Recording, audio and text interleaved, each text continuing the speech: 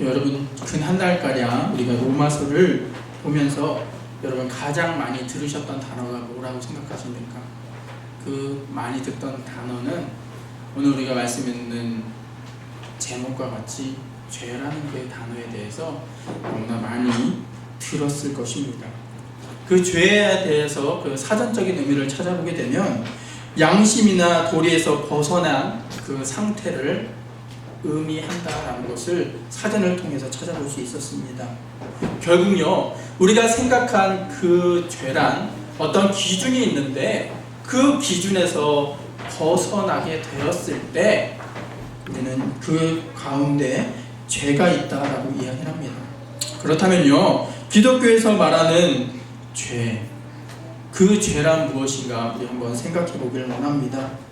기독교에서 생각하는 죄는요, 우리가 흔히 죄 있다고 얘기하는 것은 우리의 행동의 모습, 도덕적인 그런 모습을 가지고 저 사람은 죄로 말미암아, 그의 행동으로 말미암아 어떤 것을 기준에서 벗어났기 때문에 죄가 있다라고 이야기를 합니다. 하지만 기독교에서는요, 그 우리의 행동적인 면뿐만 아니라 폭넓게 더 나아가 우리의 마음의 문제, 또한 영혼의 문제까지도 그것을 보고 그 기준에서 하나님의 법도에서 벗어나게 되었을 때 우리는 죄가 있다라고 이야기합니다.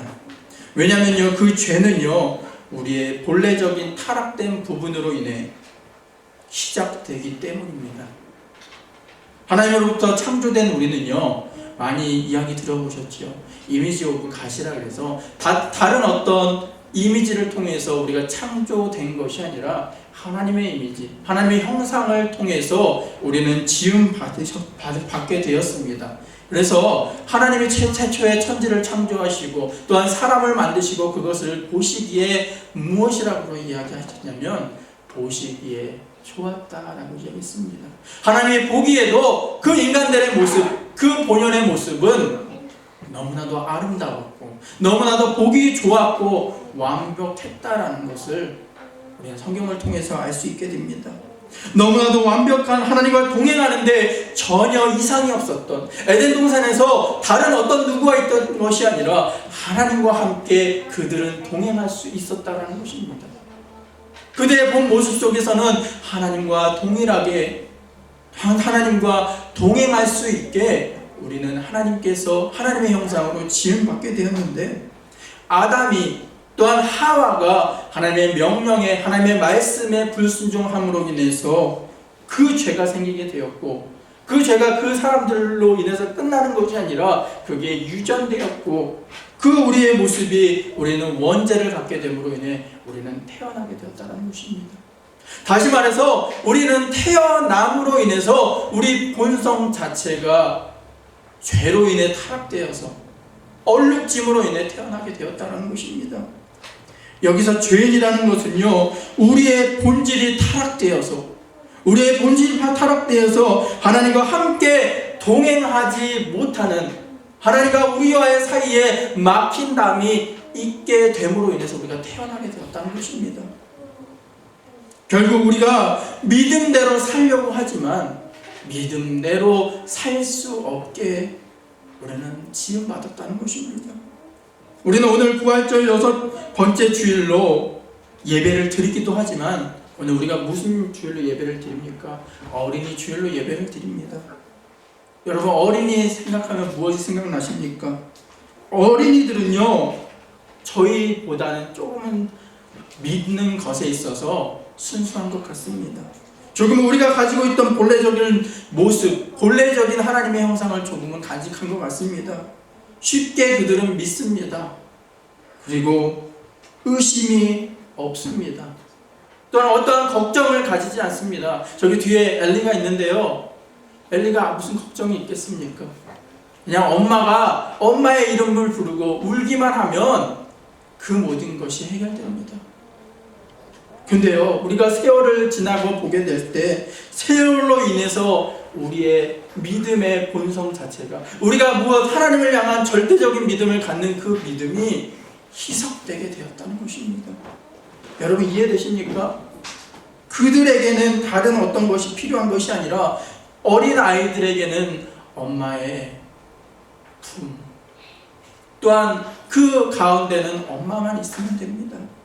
근데 우리의 모습은 어떠합니까? 어느 신분이나 지위고하를 막론하고 우리는 어떤 의지할 것을 또한 하나님을 의지하며 우리가 나아가는 것이 아니라 믿음 없이, 믿는 것이 다른 어떤 것을 믿는 것이 아니라 나를 먼저는 믿고 우리가 살자는가 생각해 봅니다.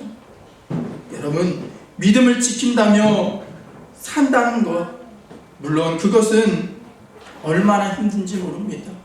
100% 하나님과 연합되어야 살아가는 것이 우리의 모습이 되어야 하는데 솔직히 그렇지 못할 경우가 얼마나 많은지 모릅니다. 여기서 설교하는 저도요, 하나님을 믿는다고 이야기하면서도 순간적으로 하나님을 의지하면서 판단하고 그것을 계획하며 나가기보다는 인간적인 지식으로 인해 또한 나의 경험으로 인해 이렇게 하면 좋을 것 같다라는 생각을 가지고 그 일을 계획해 나갑니다. 그렇게 계획해 나가고 믿지 아니함으로 인해 나아가기 때문에 때로는 한 마음의 구석에서는 두려움이 있습니다. 또한 그 가운데 두려움뿐만 아니라 하나님이 먼저가 아니라 인본주의적으로 자꾸 가려는 성향이 있는 것을 찾아보게 됩니다. 여러분은 어떠합니까? 여러분, 다른 것이 아니라 우리가 하나님과 연합하며 나아가게 될 때, 우리가 살아가게 될 때, 우리의 주인 되시고 우리의 피난처 되시고 우리의 생명 되신 주님과 연합하며 나아가게 될 때 우리는 걱정이 사라지게 되고 주님 안에서 다시금 샘솟는 기쁨이 저와 여러분들에게 있길 원합니다. 바울이 이 로마서를 쓰는 당시에 바울은 이러한 우리의 모습을 통해서 하나님을 분명히 알지만 우리의 본성 자체가 타락되었기 때문에 자꾸만 하나님께 멀어져가는 우리의 모습을 보고 이 죄에 대해서 강조하게 되었습니다. 다른 것이 죄가 아니라 우리가 하나님 안에서 믿음을 지키며 살 수 없기 때문에 우리는 죄인입니다. 죄를 알고 우리가 그 죄에서 해방되기 위해 무엇이 필요한가라고 이야기하는 것이 바로 이 로마서의 말씀입니다. 결국 우리가 지금까지 본 1장부터 본문 3장까지의 말씀, 더 나아가 이 로마서뿐만 아니라 성경 전체에서 이야기하는 것이 다른 어떤 것이 아니라 하나님을 믿으면서 나아가는 삶이 구원받는 길이며 우리가 마땅히 걸어야 할 승리의 삶이다라는 것을 성경은 기록하는 것입니다. 그리고 우리가 하나님 안에서 우리의 본래적인 본질을 다시금 찾기 위해 누구를 바라보느냐? 바로 예수 그리스도를 만남으로 인해 그 모든 것이 이루어질 수 있다는 것입니다. 우리는 누구라고 이야기합니까? 우리는 그리스도인이다라고 고백을 합니다. 또한 많은 그리스도인들이 자신들을 죄인이라고 고백을 합니다. 그리고 죄인이라는 것을 분명히 우리는 압니다. 성경을 통해서 또한 신앙생활을 함에 있어서 내가 죄인이었다라는 것에 대해서 여러분들은 압니다. 그런데 막상 어떤 사람이 너는 죄인이야 라고 했을 때 여러분 어떻게 생각하십니까? 맞아, 나는 죄인이야. 너가 말했듯이 나는 죄인이야 라고 여러분 생각하십니까? 그리고 그 사람들에게 그렇게 이야기합니까? 너는 죄인이야 라고 이야기를 들어쓰게 되었을 때 정말로 그러한 것을 시인하면서 고백하는 분들이 얼마나 있는지 모르겠습니다. 정말로 그러한 것을 듣고 믿지 못하고 듣기 싫어하는 사람들의 1순위가 누구일까 생각해보면 목사님이라고 합니다. 둘째로는 장로님이고 셋째로는 권사님, 집사님이라고 합니다. 마찬가지로 우리는 분명히 압니다. 내가 죄인이다. 내 다른 사람들이 너는 죄인이야 라고 이야기했을 때 많은 목회자들, 많은 그리스도인들은 거부 반응이 먼저 일어나게 된다는 것입니다. 결국 그들은요, 자신들이 다른 사람보다 어떻게 보면 더 도덕적이고 더 종교적일 수 있다는 것을 그들 마음속에 항상 생각하기 때문입니다. 그래서 죄인이다라는 것의 단어에 대해서 싫어하는 것입니다. 왜냐하면 죄인이라는 그 단어가 그 사람의 자존심이나 혹은 종교적인 자존심을 상당히 거슬리는 말이기 때문입니다. 그런데 우리가 우리의 죄를 아는 것이 얼마나 우리의 신앙에 있어서 중요한지 모릅니다. 우리가 죄를 있음을 알지 못하면 그 예수님의 사랑에 대해서 우리는 완전히 이해할 수 없습니다. 왜 하나님은 우리를 위해서 예수님을 이 땅에 보내주셨을까? 그리고 예수님이 우리를 위해서 이 십자가에 달려 돌아가셨을까? 우리가 왜 예수님과 우리가 동행해야 하는가에 대해서 우리는 100% 인정할 수 없게 되는 것입니다. 결국 우리는요, 먼저 우리의 죄에 대해서 알아야 합니다. 내 죄는 무엇인가? 그것에 대해서 먼저 알아야 합니다. 하지만 우리는 어떠합니까? 죄를 하나님과의 우리와의 관계적인 측면을 먼저 생각하고 내가 죄가 있다라고 생각하기보다는 죄를 하나님과 우리와의 관계가 아니라 사회 정의나 어떤 자존심 상하는 것이라고 생각하는 것이 바로 우리의 현실적인 모습입니다. 이것은요, 법률적인 것에 대한 위반을 뜻하는 크리미널이라고 얘기하죠. 또한 도덕적인 규범의 뜻인 어펜스에 대해서 그런 개념을 가지고 우리가 생각하기 때문입니다. 하지만 동일한 죄이지만 우리는 하나님의 법도에서 벗어나게 되었던 그 상태, 그 신에 대한 그 개념을 가진 죄에 대해서만 우리는 생각해야 됩니다. 물론 우리는요, 도덕적으로 법률적으로도 사회의 빛과 소금의 역할을 감당하기 위해 우리는 노력해야 되는 것이 사실입니다. 근데 그것이 우리가 먼저가 되어야 된다고 많은 목사님들이 생각합니다. 많은 성도들이 이야기를 합니다. 내가 깨끗해지고 내가 많은 사람들에게 나아가서 그들의 빛과 소금의 역할을 감당하는 것이 내 제일 교회에 대한 목적이다라고 생각합니다. 하지만 우리가 알아야 될 것은 먼저는 내가 그리스도 안에서 십자가에 못 박힘으로 인해 내 죄를 먼저는 고백하고 하나님 안에서 우리가 변화되고 하나님 앞에 나오게 될 때 자연스럽게 그들에게 나가서 빛과 소금의 역할을 감당할 수밖에 없는 상태로 주님께서 만들어 주신다는 것입니다. 사랑하는 생수의 성도들이요, 우리의 죄가 무엇입니까? 우리의 죄는 다른 곳에 있는 것이 아니라 하나님과의 관계가 회복되지 않았을 때 그 가운데 죄가 있다라는 것을 여러분 알 수 있는 저와 여러분들이 되시길 주님의 이름으로 간절히 축원드리겠습니다. 물론요, 도덕적으로도 법률적으로도 우리는 깨끗해야 합니다. 우리는 하나님과의 영적인 관계의 온전함을 유지하는가, 그렇지 아니한가에 대해서 이 시간 먼저 생각해 보기를 원합니다. 또한 그것에 대해서 더 민감해야 합니다. 결국 우리는요, 하나님의 선문이라고 종교적이고 도덕적인 사람이라고 우리는 자부할 수 있지만 유대인의 죄악을 바울이 적나라하게 오늘 고발한 것처럼 그들이 가졌던 느낌으로 우리는 성경을 보아야 하고 우리의 모습을 다시금 되돌아보아야 될 줄 믿습니다. 왜냐하면 우리는요, 유대인들이 이방인들과 같은 죄인으로 취급당하는 것을 싫어하던 것이 바로 우리의 본성적인 모습이기 때문입니다.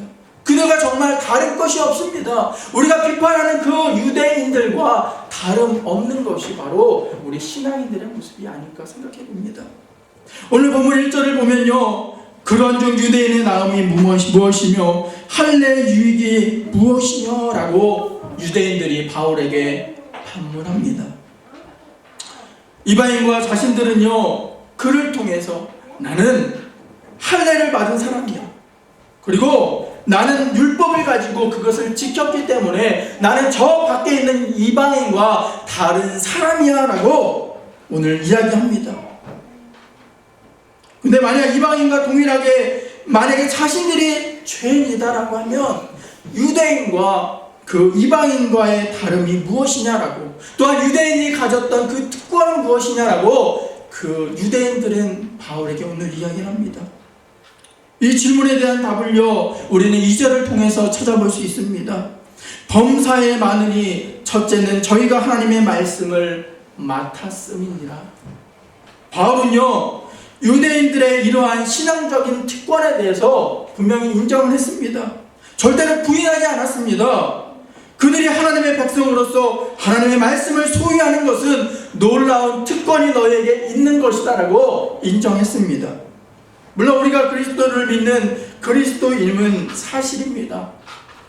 그러므로 우리는 말씀을 언제든지 들을 수 있고 언제든지 시간 날 때 볼 수 있고 말씀을 나눌 수 있습니다. 이런 말씀으로 인해 우리가 분명히 믿음이 성장해야 되는데, 하지만 그 말씀을 가지고 있는 것으로 우리가 끝나게 되면 그 특권은 무용지물이 되게 된다는 것입니다.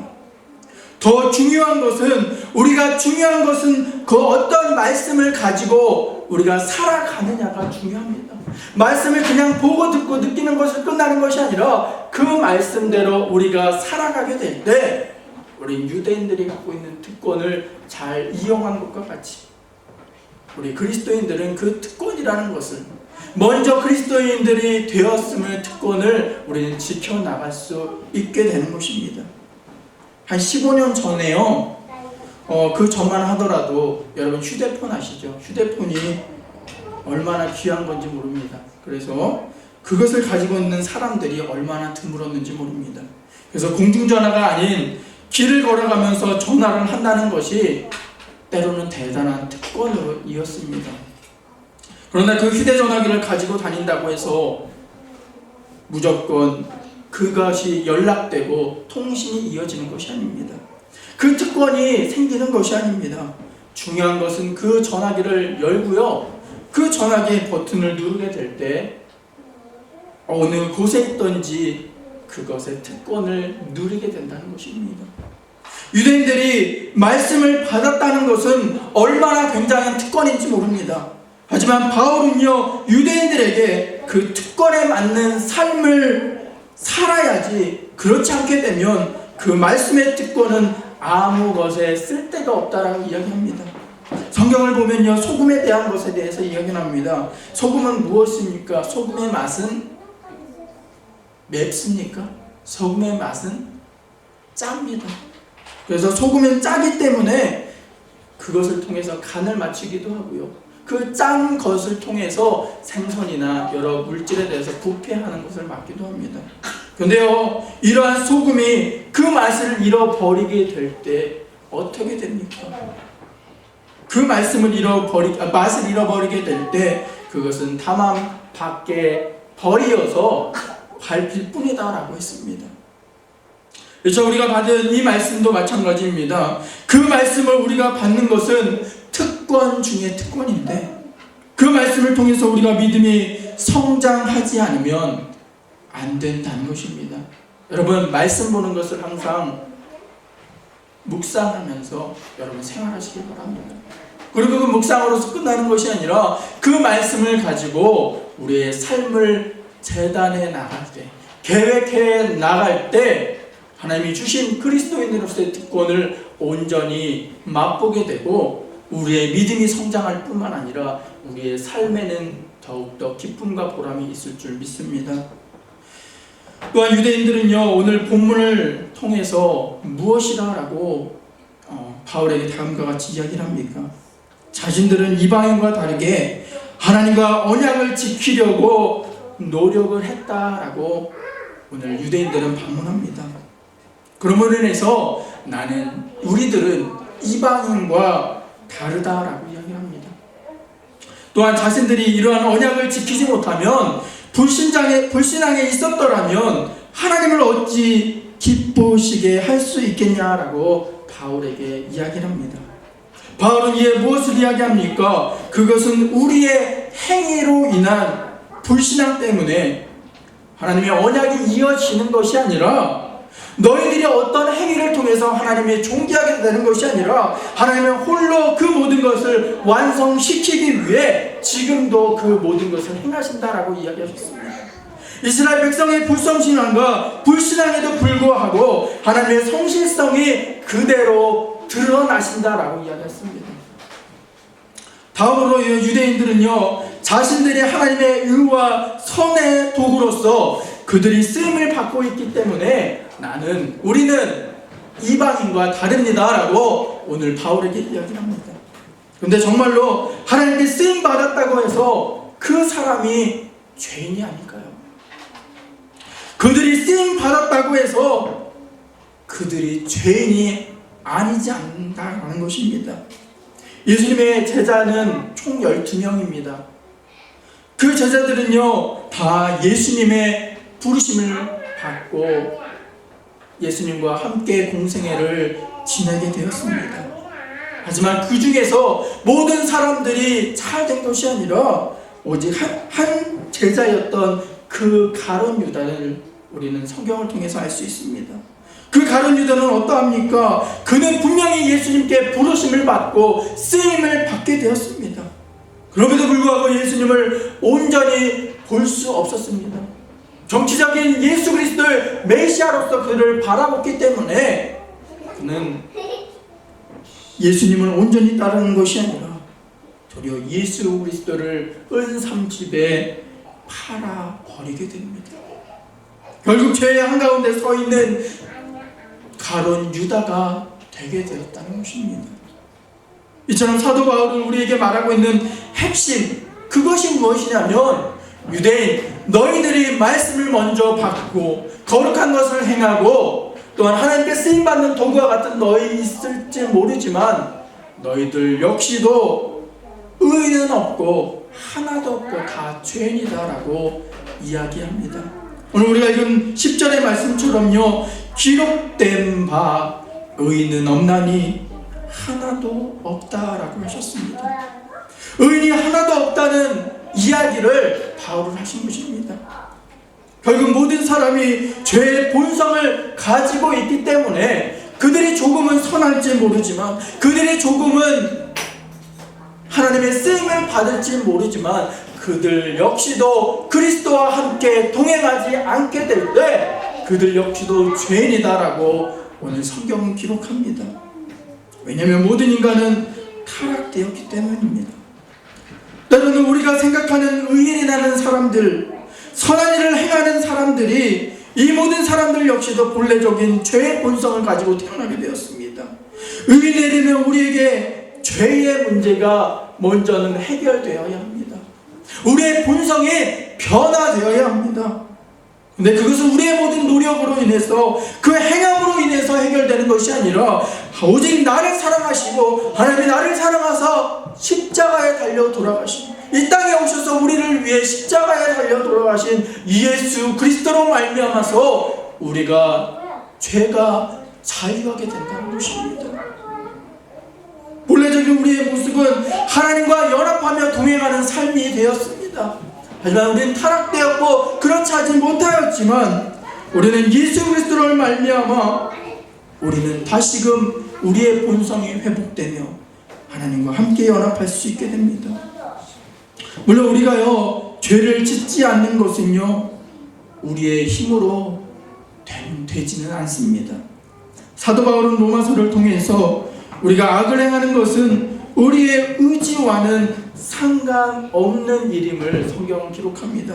로마서 7장 19절의 말씀을 보면요, 내가 원하는 바 선은 행하지 아니하고 도리어 원하지 아니하는 바 악을 행하는도다 라고 했습니다. 내가 원하는 것은 어떤 선한 것인데 우리가 도리어 선을 행하기보다는 우리의 본성이 점점 악을 향해서 가게 된다는 것입니다. 결국 우리는 그 죄를 홀로 우리의 힘으로는 끊을 수 없습니다. 하지만 앞서 이야기했듯이 오직 나를 사랑하시는 주님으로 말미암아 우리는 살 수 있습니다. 여러분, 바울의 고백처럼 우리는 이와 같은 고백을 합니다. 우리는 그리스도와 십자가에 다시금 못 박힘으로 인해 이제는 내가 사는 것이 아니라 오직 예수 그리스도에 의해서 나는 사는 것이다 라는 고백이 저와 여러분들의 고백이 될 줄 믿습니다. 여러분, 죄는요 분명히 사망이라고 성경은 기록했습니다.